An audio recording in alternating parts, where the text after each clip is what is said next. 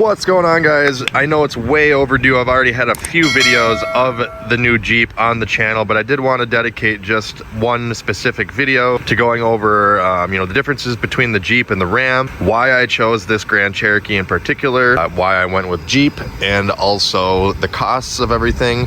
And then we'll end the video with a montage in tribute to the Ram. We're also going to discuss what I got for trade-in on the Ram and what I paid for the Jeep, and then discuss the payments and all that stuff. So I know a lot of viewers aren't even subscribed to me, so a lot of you won't even care, but for those of you that do follow the channel closely, I felt like this video needed to be made before I continued making any more videos on the Jeep or any of my newer vehicles that I acquired recently. For those of you that don't know, as of November of 2021, I did trade in the 2019 Ram 1500 for a 2021 Jeep Grand Cherokee. In this video, I'm kind of going to compare the cost and the features and all that of the two vehicles and go over why I made the switch, kind of explain a few things, and basically just get the whole channel up to speed on the Jeep so I can continue making content on that. All right, so here is the window sticker out of the 2019 Ram. I'm just going to kind of cover its EPA rated versus what it actually got for MPG, its build, and total cost. So we'll start here. As you see, 57% of the parts are from Canada or the US, with 28 coming from Mexico. Now that only adds up to, I think, 85%. So there is another 15% that probably comes from like China and Taiwan and stuff that don't list that. In the case of this particular truck, the engine was made in Mexico and the transmission was made in the United States. It had an EPA rating. Now granted, this is the Bighorn Crew Cab 4x4 with the 5'7" box, 5.7 Hemi V8, no e-torque, and four-wheel drive, and the 392 rear end gear ratio. So that is going to reduce your MPGs. It is spinning at higher RPMs, but it's better for towing. So it was rated at 15 city, 21 highway with a combined 17. The 21 in stock form, stock height with stock tires, if you're cruising at probably, 60 miles an hour or less for a constant rate of speed, with the cruise set, 21 was doable. However, 15 is laughable. You'll never get anywhere near 15 in the city if your definition of city is like the true definition, which is, decent amount of stop and go. In the summertime, with my route to and from work, which is probably like 30% city, 70% interstate, it might be 80% interstate, but in the small amount of city that I do have like 4 stops, and that really killed the mileage. So in the summertime with the truck, I would average between 13 if I had a heavy foot and up to 16 if I was doing real well. I could average higher, like I said, if I just do like longer trips with cruise control, but just as an average, that's what I was getting. In the wintertime, because of extended idle times from warming the truck up, just getting worse mileage because of the cold weather, using 4x4, I would average 9 to 12 in the wintertime. So definitely not good, and one of the reasons for going with a V6 in the Jeep. We'll talk more on that later, but the final cost, just to wrap up here, for the Ram was $52,400, just under, and of course you got tax, title, license, and all that. So base price was $42,100 essentially. So now let's go over the Jeep.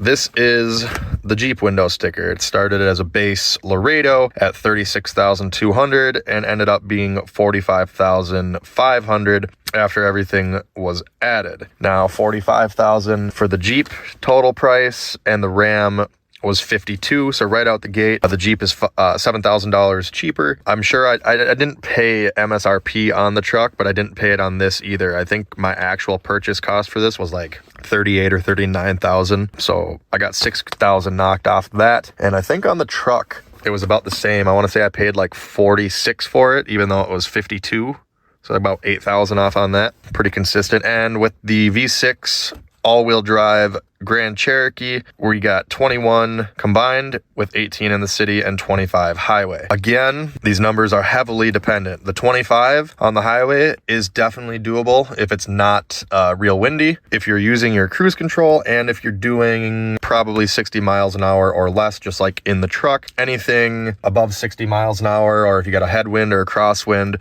you're not going to see that 25. You're going to be more around probably the 20 range. And then again, 18 in the city technology is laughable. You will never get that in stop and go, even with the start-stop technology. Just for frame of reference, we are in the cold season. I got this Jeep November 8th and it is now January 30th. So it's only been in the cold really. And I've averaged between 14 to 16 on every tank so far, 14 on the low side, which sounds awful for a V6. But if you think about it, this vehicle still weighs 4,700 pounds, give or take. The truck was about 5,400. So not a huge weight savings between the truck and the Jeep. Neither of them are really that aerodynamic. And again, we're in the cold season. So if you remember, I said 9 to 12 average for the truck in the winter, and now I'm 14 or higher. So I'm averaging 2 to 5 mpg better with the Jeep, even in the winter time. So, I mean, that's really what I was after going for the Jeep here. We'll touch more on that later. As with all the EPA ratings, not going to come close when it comes to mileage. And then moving on to the build here, we have 67% as opposed to the 57% on the Ram from the US and Canada, and then 23% from Mexico, as where the Ram, it was 28. Now this again only adds up to about 90%, so you got 10% of parts coming from elsewhere, China, Taiwan, you know. The Ram was assembled in Sterling Heights, Michigan. The Jeep was assembled in Detroit, Michigan, and the engine and transmission for the Jeep are from the United States. So, you know, I'm inclined to believe that, you know, this could be wrong, but I like to see that most of it was assembled and put together here. I'm hoping that means better quality. Not that the Ram was, you know, terrible by any means. So just wanted to cover the window stickers there so you guys have an idea of the cost that, you know, between the truck and the Jeep. So obviously the Jeep was a good $7,000 cheaper. Now, oddly enough, the Ram does not have a government crash test on this window sticker. I don't know if they just didn't have one established yet, which is kind of weird. You'd think they would need that before selling to the public, but 5-year, 60,000 mile powertrain warranty on the Ram, same exact warranty on the Jeep, and then the 3-year, 36,000 bumper to bumper. The Jeep does have government 5-star safety ratings here, and it did get 5 stars in everything except for driver's frontal crash and rollover. So 4-star plus on everything, which, you know, it's about as good as you can ask for in an SUV, which brings me on to the next point. You know, why did I get the Jeep? You know, I'm only saving roughly 2 to 5 mpg, but that still beats nothing. And really the whole reason for getting the Jeep is, well, there's a few, I guess. I wanted something that was still new and under warranty. I wanted something that was all-wheel drive. I did actually want a slightly different one. So we'll talk about why I landed on Jeep and then why I ended up with what I have now. So the lease was up on the Ram. The markets were good. So that if you're going to sell now, that was the time to do it. So I did that, even though I didn't get as much for it as I probably should have, which we'll talk about a little bit later here. Still, you know, got out from under it for at least what I owed, plus got my money back from the warranty that I canceled, the extended warranty. And so I wanted something that was, you know, new, therefore under warranty. I don't have to worry about, you know, repair costs and everything like that, just the vehicle payment itself. Living in Minnesota, I wanted something that was all-wheel drive because we have snow 6 months out of the year. And, you know, it's just not worth it, in my opinion, to deal with a 2-wheel drive car in the winter. Can I do it? Yes, I've done it plenty of times. It's just frustrating taking a whole light cycle to get through intersections, people behind you mad because you couldn't get going. Just not worth it. I also like sitting up higher, like in a truck. So to find something that gets better mileage than the truck, but also sits up higher, all-wheel drive. I do have the factory tow package. I'm rated to pull up to 6,200 pounds. So I did want something that I could tow a little bit with. I can fold the back seats down. It still has a lot of cargo area because I am used to a pickup bed. And the Grand Cherokee just kind of fits the bill in a lot of ways for that. Yes, there's other vehicles that have all-wheel drive, this, that, and the other thing, but I just like the 8-speed transmission, the powertrain combo. You know, the 3.6 liter actually makes pretty decent power for what it is. I have no complaints at all coming from my Hemi and the Ram. The only thing I miss is the sound of the V8. Otherwise, I'm completely content with what I've got here so far. And another thing is just, you know, I find the Mopar vehicles to be comfortable to me. They're all similar layout. You know, I don't have to worry about learning instruments and controls on a completely different brand. Everything operates basically the same as the Ram. Still has a nice 7-inch color screen in the dash there. Still got the 8.4-inch touchscreen here. Really the only things that I miss from the Ram, obviously, you know, a truck bed is nice to have, and the back seats were bigger in the crew cab of the Ram, but aside from that, in terms of space, the Ram had more storage in the center console and everything like that, and a better place like for mounting your phone and everything. So I do miss the little bit more space and storage from the Ram. And then, like I said, the sound of the V8. But other than that, really, I don't have any regrets or anything. And I wouldn't even say all of those things are regrets. Those are features that I do miss and appreciate from the Ram that I do no longer have and need to either cope with or figure out a way to make it work better. As you see here, I just have a vent clip phone mount for right now, as where the Ram, it was perfect spot for it down here, and just had more storage. This does have storage here and down in there, but it's literally like a fourth or less of what the Ram had. That thing had a ton, and I do still have a fair amount of cup holders, so I have 2 here, and then 1 in each door pocket, so we're okay there. So there you have it. I kind of just wanted to explain, why I made the change from the Ram to the Jeep, things that I miss from the Ram, the reasons I picked the Grand Cherokee, and just, kind of explain everything, clear everything up there. So going into the Ram, I actually never intended on keeping it. I was just going to, that's why I never really did anything too crazy with it that couldn't be reversed. It was a first year for that new model. I anticipated more problems than it actually had, but it's just not, something that I wanted to make a long-term vehicle, even though I really did like the truck. So I believe I owed something like $37,000 on the truck. I got 34 for trade-in, and then I canceled the warranty and got like 3,500 back on that. So I completely washed out from under the truck, plus a little bit of cash back on my end. It worked out great for everyone. The new owner, he liked the leveling kit, the tires, and the intake and all that stuff. So I actually left all that in there for him, and then they paid me like $450 for all the stuff that I left on the truck. Now, it was worth more than that, but time is money as well. I did not have to, spend my time and rush to get everything back to stock. I didn't have to do any physical labor, and I didn't have to deal with posting and selling the parts and dealing with people trying to meet up and sell all that crap. So really the only thing I kind of took a hit on was the tires, because those were like $1,800.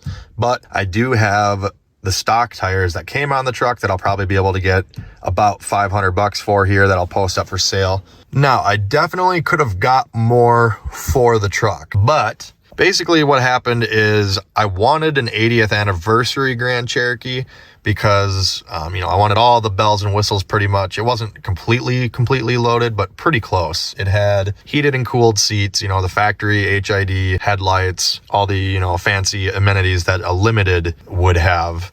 The problem is vehicle shortages, and, looking back now, I'm a little upset, but not that upset, because at the time, November, I thought that they were going to be discontinuing this body style, the WK2, because they were rolling out the new L model. But it turns out that you can still build a 2022 in the WK2 model, just like they continued building the classic body style Ram, even though the new body style is out. So I didn't know that going into it. In fact, the dealer told me that you could not order a 2021 or 2022 WK2. I don't know if they just wanted to make the sale or if they were just misinformed. So by the time I got into the dealer after the truck got back from the body shop, there was hardly any Jeeps on lots anywhere. There was only like 2 or 3 80th anniversaries within, I want to say, 250 miles of me, which would also involve, travel time, hoping it's not sold by the time I get there. Can we even make a deal? And all those Jeeps were priced at around $52,000. The dealer I was at, this Jeep, as you saw from the window sticker, was just over $45,000 MSRP, but they deal with high volume, low margins on their vehicles. So I didn't pay $45,000 for it. The Jeep was actually like 38 something, maybe 39. So it's $7,000 off MSRP. So you compare, the $39,000 that I paid for the Grand Cherokee, that's a good $13,000 cheaper than the 80th anniversary one that I would have been getting. And also getting this Jeep so cheap allowed me to not require getting a huge profit on, selling the Ram. So yes, I could have probably sold the truck for more somewhere else and then bought the Jeep from the same dealer. But again, there's a lot of logistics there.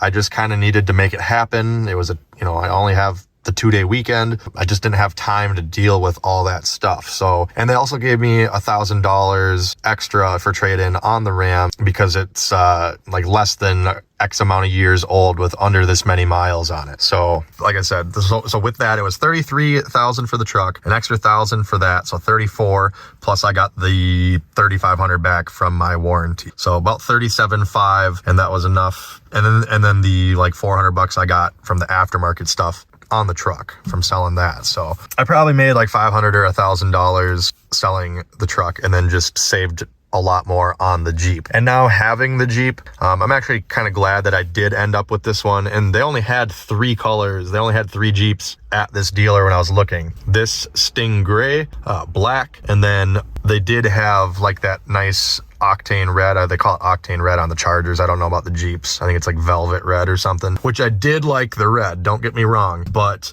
man, that paint has a lot of flake sparkle in it. If there's any scratches or dents, you're gonna see it. I was absolutely not going with black again after the truck, just because it is the hardest vehicle to keep clean I have ever owned. I don't care what anybody says, a white vehicle is 100 times easier to keep clean and shows less dents, less scratches, all that. So I went with the happy medium, and honestly, I wasn't completely sold on this color, but I went with the Sting Gray.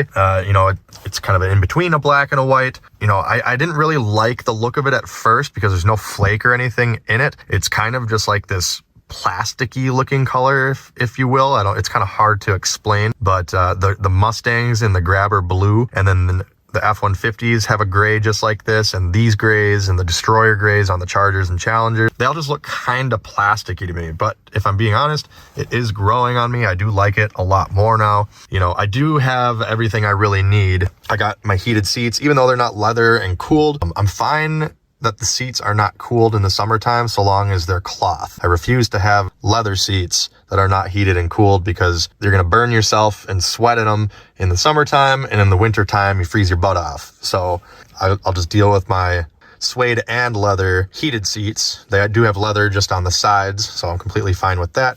I still got my heated wheel, still got my all-wheel drive with the tow package, all that stuff. It comes with blind spot monitoring, which I could take it or leave it. I didn't have that on any vehicle prior, but it's just kind of like a standard feature. The only thing that I do kind of miss is I don't have power folding mirrors on this, or the turn signal lamps on the mirrors, but I will probably be adding those down the road. Also, the 80th anniversary had heated second row seats, but you know what, too damn bad. I don't sit in the back seat anyways, and anyone that is sitting back there should just be lucky that they have heat and they're getting a ride somewhere.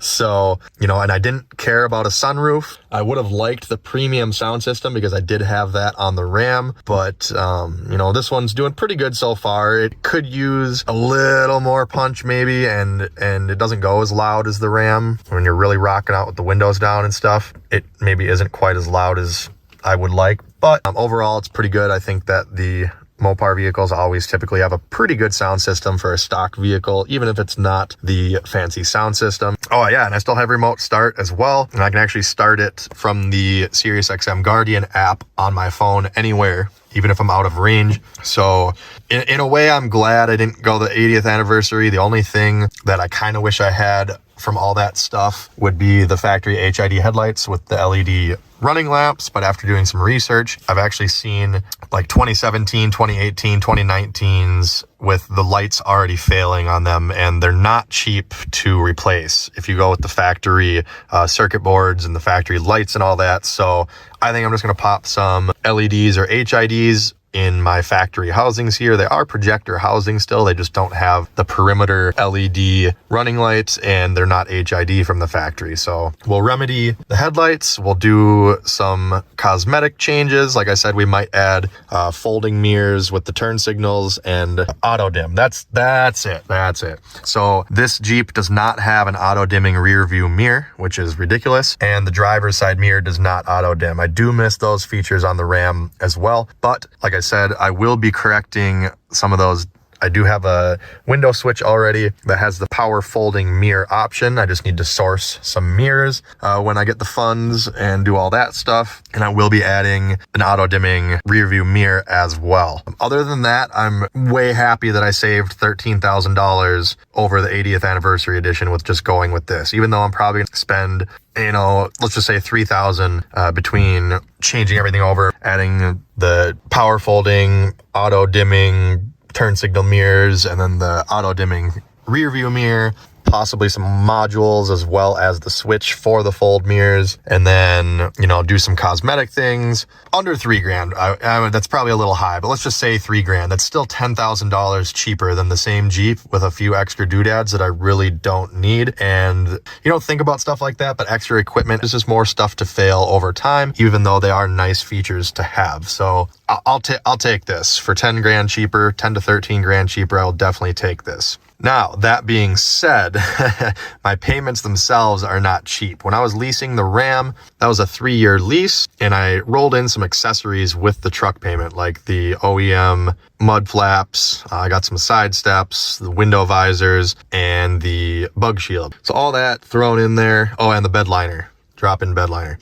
So with all that stuff, plus the truck payment, for the lease was $480 a month. When I bought out the truck, the payments actually went up to roughly $570 a month. That's why people opt for leases, is the payments are typically cheaper. And then at the end, I bought it out and I added the $3,000 extended warranty. So had I not got that warranty, the payments probably would have stayed about the same. But since I added, you know, $3,500 roughly in warranty to the truck, it shot up to $570. The Jeep payments were going to be close to that. They were going to be right under $600 a month, but I added a bunch of stuff. Unlike the Ram, I do intend on keeping the Jeep long term, so long as, you know, it's not a lemon, it treats me well, it doesn't get smashed, whatever, God forbid.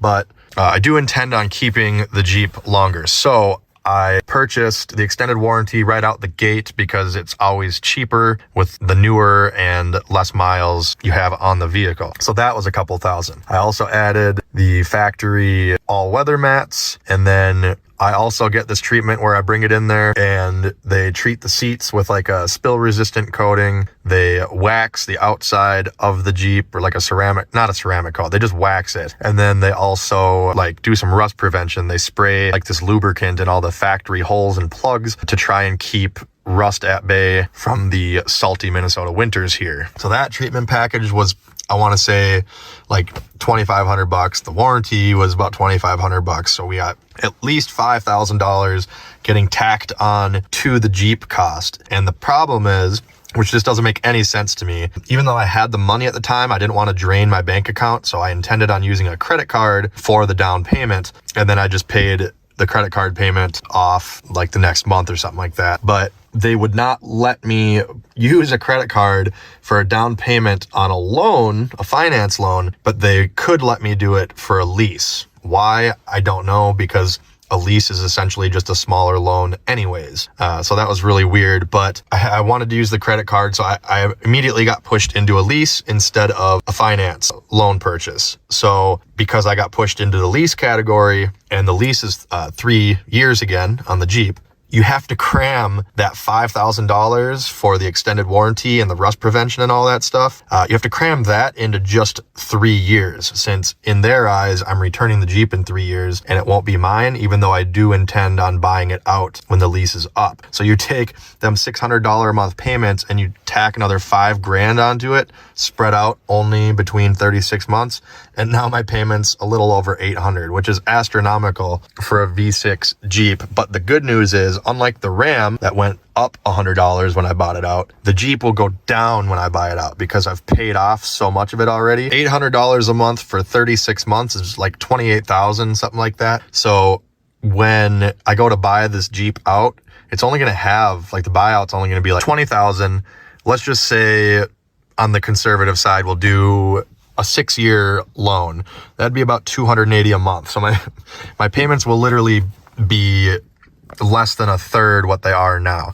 And I can afford to do a 6-year loan because, you know, typically I wouldn't want to do that because I don't want to have a big payment on something that's not under warranty. However, with this warranty that I added, I'm covered for 10 years and 100,000 miles, I believe, like bumper to bumper. So even after the 3-year lease, if I did a 6-year loan, that puts us at 9 years. Not that I want to be paying on it that long, but just worst case scenario, I would still be covered bumper to bumper warranty for another year and 10,000 miles after that. So I'm not really concerned about making the payments, but that's why it ended up being so costly per month, is just because I did want to, like, with the intent of keeping it, I do want to keep rust at bay. I did want to get the rust protection. I do want to be covered under warranty no matter what happens with it, for a good, like I said, up to 100,000 miles. I feel like that's reasonable. I just want to make sure everything's protected and covered while it's under my ownership and while I'm making payments on it.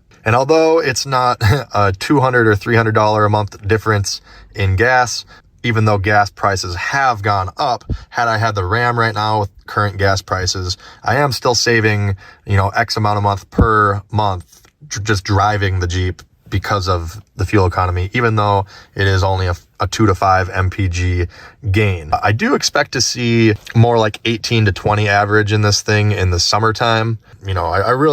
I feel like it could be better, but I know that with the warm-up times and the route that I have to my work with the stop and go, it's just not a good route. If I had another 20 miles of interstate each day, I probably wouldn't be averaging 14. It'd probably be like 16 or 17. So that's a big factor. But just comparing apples to apples, same route, truck versus Jeep, it is average 2 to 5 mpg higher, which, that does correlate with the window stickers. It's just the city MPG in both situations is always much, much lower, and the average is always much, much lower. Another nice thing about the Jeep, and it really isn't that big of a deal, but in the Ram, as far as the Hemi goes, it would accept 87 octane, but they recommended 89, and so you didn't get as good of performance and MPG if you didn't use 89. So if you cheaped out like I did and you used the 87, you weren't getting the most out of it. And if you wanted the most out of it, you needed to do 89, which of course is more expensive. As you can maybe see from here, maybe not, 87 is $3.30 a gallon, is where 89 is $3.60 a gallon. So a 30 cents per gallon difference, which adds up over time if you're using 89 octane. Just another note that is kind of nice with the Jeep, the 3.6 liter, you just put in regular old 87 and you're good. Some of them are even E85 compatible. My particular one is not E85. And although E85 gives you less MPG, it is generally cheaper if it's accessible to you.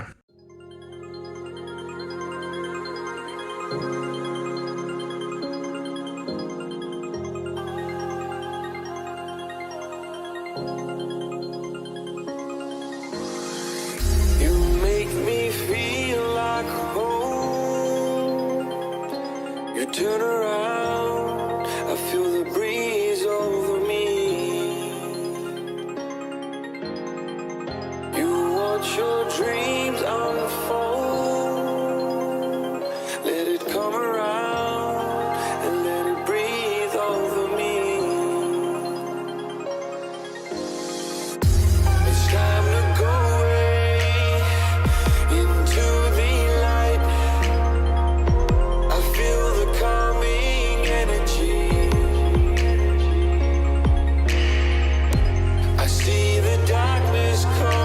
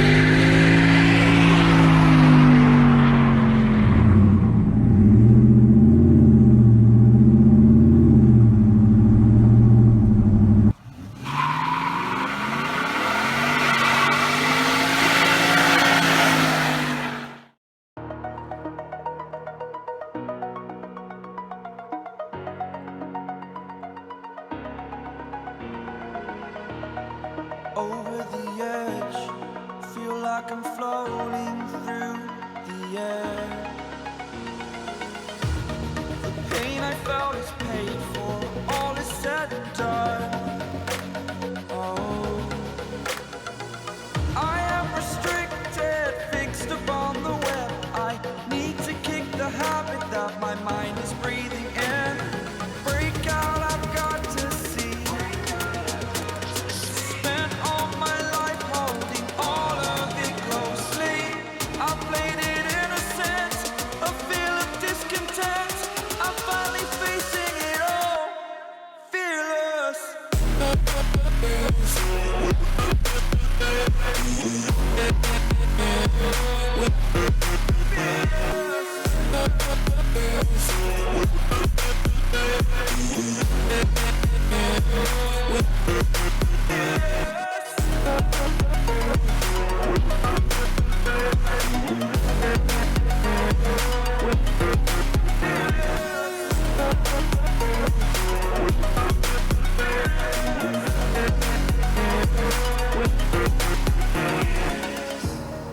Burning the bridge that keeps us. I'm here and I'm feeling fearless. Exaggerated, that's what you assume. The story's over now, I must conclude. I am conflicted, watching where I step still, hanging in the balance. Not the life I want to live, I want to take it all. Standing tall, fear outweighed the person you are. Oh, break out, I've got to see. Spent all my life holding all of it closely. I played it innocent, a feel of discontent. I'm finally facing it all, fearless.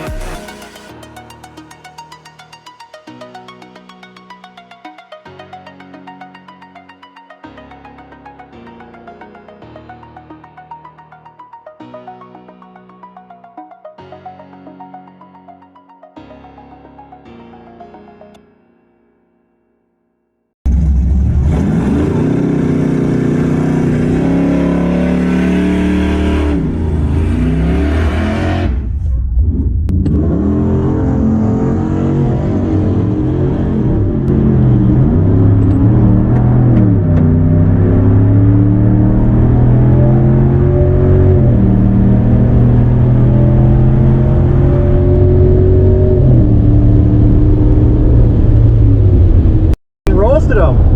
I thought for sure with limited slip on that sticky ass track that I would have hooked up, but I spun them all the way probably till 40 or 50. Son of a bitch.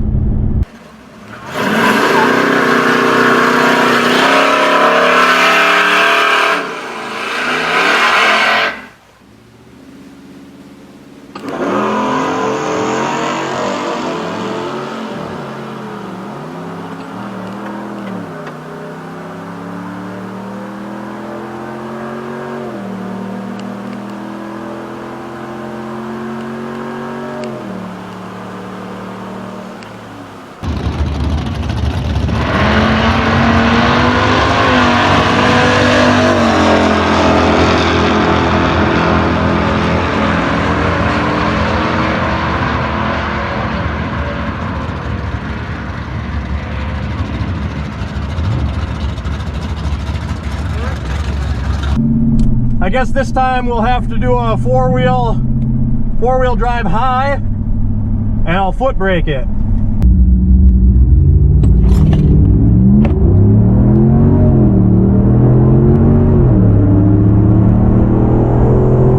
SRT next to us, Challenger.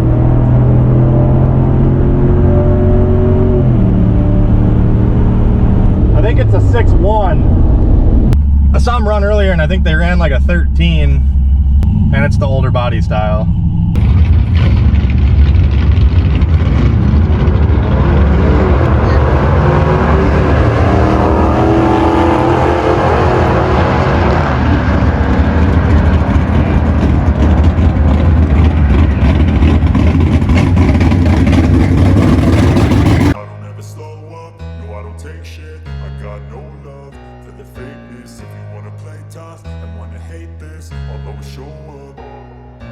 I don't ever slow up, no I don't take shit. I got no love for the fakeness. If you wanna play tough and wanna hate this, I'll always show up and make a statement. I don't ever slow up, no I don't take shit. I got no love for the fakeness. If you wanna play tough and wanna hate this, I'll always show up and make a statement. Everything I do so instinctive and so passionate. Every word I move so descriptive like an adjective. I got a vendetta against people who patented being negative when you should be getting after it. I got facts over tracks, this and that. Spitting slow, spitting fast. I could roast, I could gas. Think I'm okay at last, but I don't know if that can erase all the past. And the pettiness, a reflection of the emptiness. Hilarious, you think you're worth my time, you're delirious. Mysterious, because you hide behind a fake exterior. Inferior, you know I'll always be a bit superior. Get off of me, this ain't no humble brag. I want you to hear words, you can say them back. I want you to feel free from the chains that last, and to believe in what you got, it was built to last, yeah. Now that I've been put through hell, I never got anyone's help. I had to do it all myself. I don't ever slow up, no I don't take shit. I got no love for the fakeness. If you wanna play tough and wanna hate this, I'll always show up and make a statement. I don't ever slow up, no I don't take shit. I got no love for the fakeness. If you wanna play tough and wanna hate this, I'll always show up and make a statement. Gonna learn the consequence of being incompetent. Mental health is confidence, dreams into modestness. I'm not here to save the day, that's for you to take away. I could play a million mind games, but instead I say something not illogical, something that is topical. Rub it on and watch it go, make yourself unstoppable. Dreams are irresponsible, but they're always possible. If you just believe, you could be so remarkable. Thoughts in my head, a collage and they spread. I'll be great one day, going off of my meds. No, I'm not giving up, no, I'm not giving in. I will make it to the top, taking off in the wind. I gotta make it, I'm saving every day to taste it. I'm patient, but my mind, it can hardly take it. I'm chasing a dream that I've had for several ages. A vacant, modern kingdom for the taking. Now that I've been put through hell, I never got anyone's help. I had to do it all myself.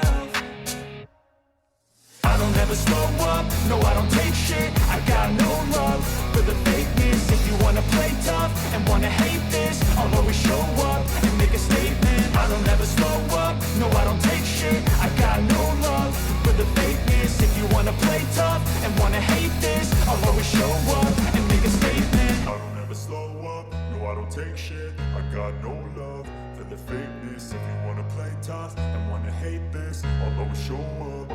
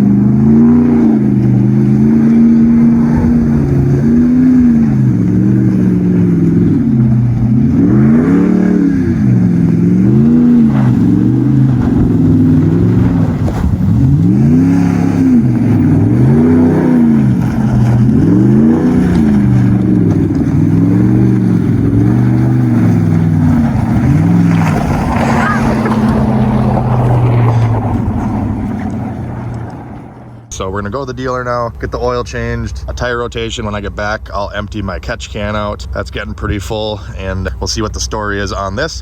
I'm also gonna see if I can test drive a new Grand Cherokee, because that's kind of what I want to trade this in on as my new daily. So see how that all goes.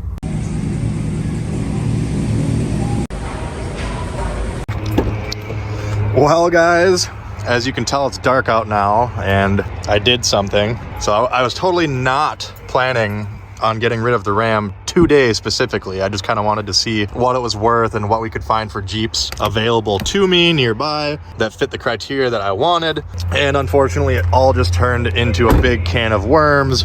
I did end up getting a Jeep still, not exactly the one that I was after, but I'm still excited about it. So I will be revealing said Jeep and going over the buying process and what all transpired there. But just wanted to give a final send off to the Ram. It has been a great truck to me, especially for being the first production model year for this body style. A couple of recalls, a couple of little minor issues here and there. Over 30,000 miles in harsh conditions at that, you know. Minnesota, salt, snow half the year, and then hot and humid in the summertime. So it's seen every type of weather you can imagine pretty much, and it's been a great truck. So if you're looking at one of these, I would say don't shy away. I know there's lemons and other defective ones out there, but unfortunately that's just the case with all new vehicles, no matter what brand it is. I don't care what anybody says, they've all got their problems. So we're gonna wrap it up here. Final goodbye to the 19 Ram. So long, you've been good. Thank you for your service. All right, guys, that is going to do it for this video. Hopefully the Grand Cherokee will provide some good content here for the channel and nobody's too upset about the change here. I did announce it a while ago several times, so I hope it's not a huge shock to anybody. Hopefully you enjoyed the Ram montage and content that it did bring to the channel. I believe I had about 50 videos on that truck. So until next time, guys, make sure you guys hit that like button, comment down below with any questions, check out my other videos, check me out on my socials, and as always, thanks for watching. Have a great day.